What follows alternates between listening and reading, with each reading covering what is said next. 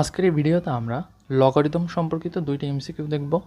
আমরা এই এমসিকিউগুলো ক্যালকুলেটরের সাহায্যে সলভ করব মাত্র 30 সেকেন্ডে, যেগুলো তোমরা হাতে করতে গেলে কমপক্ষে 1.5 মিনিটের থেকে 2 মিনিটের মতো সময় লাগে। কিভাবে সলভ করব?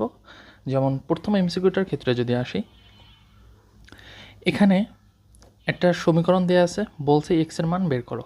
এরকম যদি একটা ভেরিয়েবল থাকে, এরকম সমীকরণগুলো আমরা ক্যালকুলেটরের সাহায্যে সলভ করতে পারি। কিভাবে? আমাদের প্রথম কাজটা হবে, যে সমীকরণটা আমাদের দেয়া আছে সেটা আমরা হুবহু ক্যালকুলেটরে তুলব। কিভাবে তুলব? এই যে লগ লগ নিচে হচ্ছে 2√3, তার উপরে পাওয়ার হচ্ছে এক্স, এই যে আলফা চেপে এক্স আনবো, ইকুয়াল আলফা দিয়ে এই যে ক্যালকের উপরে ইকুয়াল টু। এখন আমরা সলভ করব। সলভ করার জন্য শিফট চেপে দেন হচ্ছে এই সলভে ক্লিক করতে হবে, তারপর